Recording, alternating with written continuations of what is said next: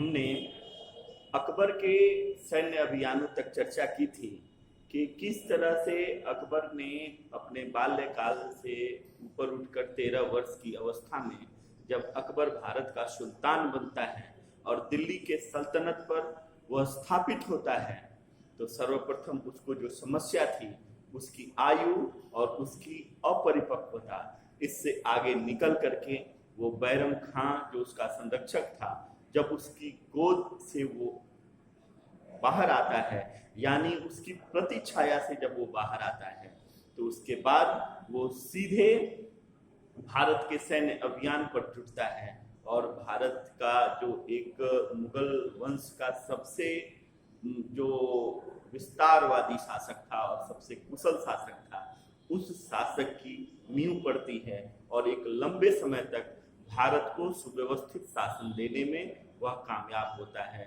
वास्तव में बाबर ने मुगलिया सल्तनत की नींव रखी थी, तो अकबर ने उस सल्तनत के कीर्ति पताका को और उस सल्तनत मुगलिया जो सल्तनत थी, मुगलों की जो सत्ता थी, उसको भारत में जड़ जमाने का काम अगर किसी ने किया तो वो अकबर था।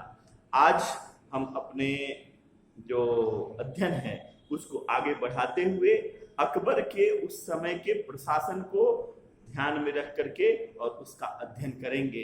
अकबर के जो प्रशासन की चर्चा आज तक होती है, उसके पहले तक जितने भी शासक हुए, वो जो बाबर था या हुमायूं था, उसके बाद भी जो औरंगजेब, जहांगीर, जितने शासक हुए मुगलिया सल्तनत में, अगर अकबर को छोड़ दें तो सबने अपने यहाँ कुरान के आधार पर भारत के अंदर शासन व्यवस्था की नींव डाली थी और उनका मानना था, स्पष्ट मानना था कि ये जो देश की सत्ता है वो कुरान के आधार पर चलेगी।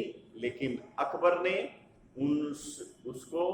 उससे थोड़ा इत्तेफाक रखता था, उससे थोड़ा अपनी राय अलग रखता था, उससे इत्तेफाक नहीं रखता था और वो भारत के अंदर उसने इसी का परिणाम था कि उसने अपना एक अलग धर्म भी चलाया था, दीने इलाही, और भारत के अंदर एक कुशल प्रशासन देने में तो कामयाब रहा ही, अपनी शासन व्यवस्था और प्रशासनिक क्षमता के आधार पर उसने भारत के अंदर जनता के द्वारा जनता का मन भी जीतने में वो कामयाब हुआ था और हिंदू मुसलमान दोनों को एक साथ लेकर के वो अपने शासन में आगे बढ़ा था।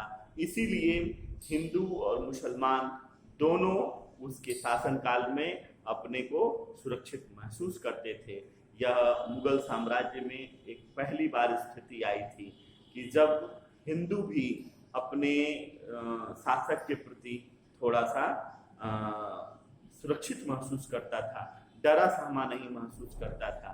तो अकबर ने जो अपनी शासन व्यवस्था दी थी वो कुरान का शासन नहीं था, वो जनता का शासन था। ऐसा करके अकबर ने अपने शासन व्यवस्था और प्रशासन की व्यवस्था बनाई थी और उसमें जो सर्वोच्च पदाधिकारी होता था वो बादशाह होता था।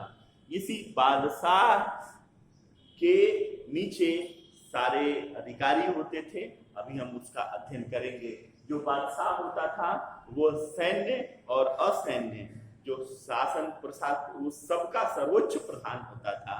वो शासन सैन्य दृष्टि से भी वो सर्वोच्च अधिकारी जो होता था वो बादशाह होता था और असैन्य जितने मामले थे, जितने विभाग थे जो सामान्य प्रशासन से जुड़े हुए हों या राजस्व से जुड़े हुए हों या बाकी प्रशासनिक दृष्टि से जितने भी महत्वपूर्ण अंग रहे हों, वो सबका सर्वोच्च जो अधिकारी था वो उस समय अकबर के समय में वो बादशाह हुआ करता था।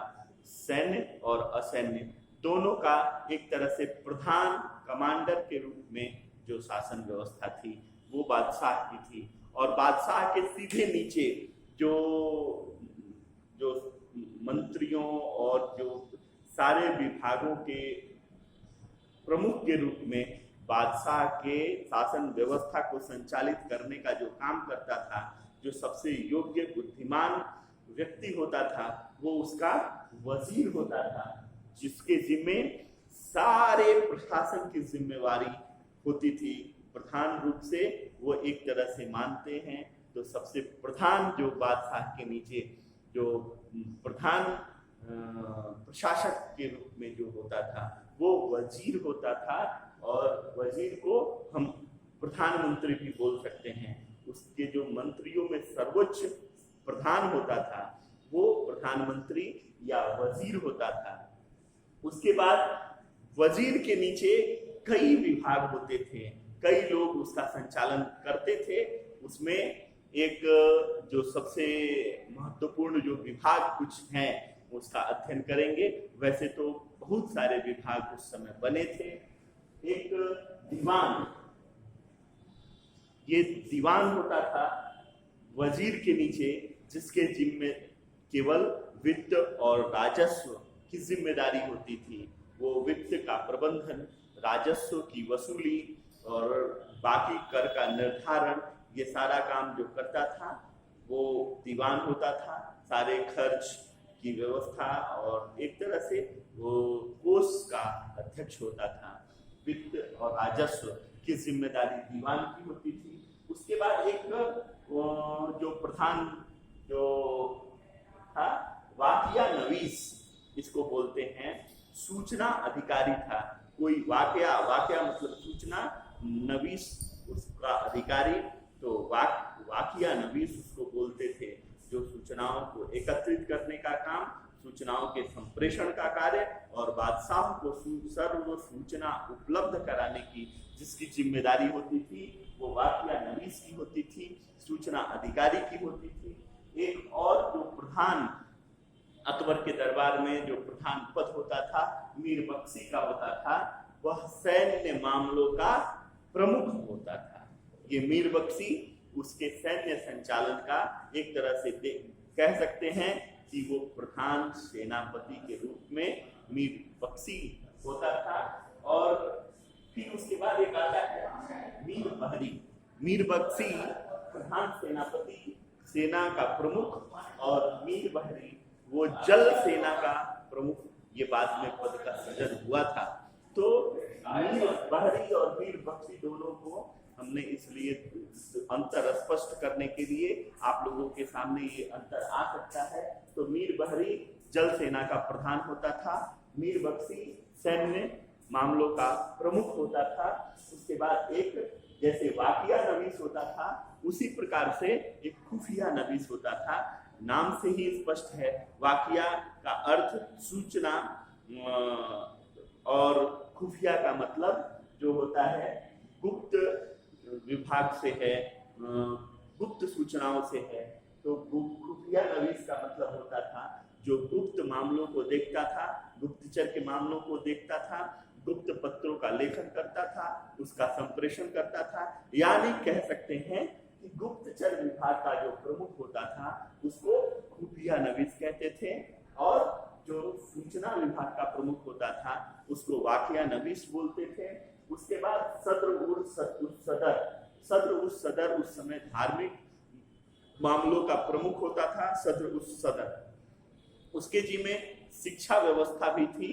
वह धार्मिक व्यवस्था और शिक्षा व्यवस्था दोनों के लिए शाही खजाने से वो धन भी उपलब्ध कराता था, और इसकी जिम्मेदारी होती थी शिक्षा व्यवस्था, पढ़ाई लिखाई और बाकी धार्मिक मामलों के संचालन की जो व्यवस्था थी वो सदर उस सदर के जिम्मे थी। तो ये एक प्रमुख जिम्मेदारी उस समय जो है, जैसे आज मानव संसाधन विकास मंत्रालय और धार्मिक जो मामले जो होते हैं उस रूप में उसको देख सकते हैं। उसके बाद एक मुस्तौफी महालेखाकार जो बाकी मामलों की छानबीन जांच पड़ताल करता था, जो एक तरह से ऑडिटर इसको बोल सकते हैं आज के समय में। तो ये महालेखाकार की जो स्थिति थी वो मुस्तौफी की होती थी। ये मुस्तौफी जो है वो महालेखाकार होता था। वित्त मामले से लेकर के बाकी जितने मामले हैं उसकी सूचिता की जिम्मेदारी, उसकी शुद्धता की जिम्मेदारी, उसकी एक्यूरेसी की जिम्मेदारी इसकी होती थी मुस्तौफी की। और उसके बाद एक प्रमुख पद था हरकारा, जो संदेशवाहक होता था, जासूस भी होता था। वो हरकारा एक जगह से दूसरे जगह सूचनाओं को ले जाने की जिम्मेदारी हरकारे की होती थी। और इस प्रकार से ये प्रमुख, इसको आप नोट डाउन भी कर सकते हैं, ये प्रमुख जो शासन व्यवस्था थी वो उस समय अकबर के दरबार में ये शासन व्यवस्था थी। उस समय जो प्रांत, ये केंद्रीय प्रशासन की व्यवस्था थी, जो केंद्र से वो प्रशासन संचालित करता था, उसकी व्यवस्था थी। प्रांतीय प्रशासन की दृष्टि से अगर हम देखें तो प्रांतीय प्रशासन की दृष्टि से अकबर ने 15 प्रांतों में अपने साम्राज्य का बंटवारा किया था, अपने साम्राज्य को बांटा था। उसके साम्राज्य में 15 प्रांत आते थे और प्रत्येक सूबों का जो नियंत्रण था वो गवर्नर के, उस सूबे का एक गवर्नर नियुक्त था और उसी गवर्नर के अधीन जो सूबेदार, सिपासलार के नाम से उस समय वो जाने जाते थे, जो गवर्नर होते थे जिनके ऊपर पूरी जिम्मेदारी होती थी, उन गवर्नरों को सिपासलार और सूबेदार के नाम से भी जानते थे। और प्रांतों के नीचे जो व्यवस्था थी वो जिलों की व्यवस्था थी और वो जो प्रांत थे वो जिलों में विभाजित थे, जो सरकार कहलाते थे, उनको सरकार कहते थे। और जिलों को परगना में विभाजित किया गया था, परगना में बांटा गया था। तो ऊपर से अगर हम देखते हैं तो सबसे ऊपर जो केंद्रीय व्यवस्था थी, उसके नीचे प्रांत, उसके नीचे सरकार या जिला और उसके नीचे परगना। ये परगने का जो प्रमुख था उसको फौजदार बोलते थे। और इस प्रकार परगने में कई गांव हुआ करते थे और बाकी जो गांव की जो व्यवस्था थी उसको उसका प्रशासन देखने के लिए, उसके मुकदमों को और बाकी व्यवस्था को देखने के लिए मुकद्दम और पटवारी वो नियुक्त होते थे। तो इस प्रकार की व्यवस्था के साथ केंद्रीय और जो प्रांतीय व्यवस्था थी अकबर के दरबार में, आज हमने उसका अध्ययन किया है। धन्यवाद।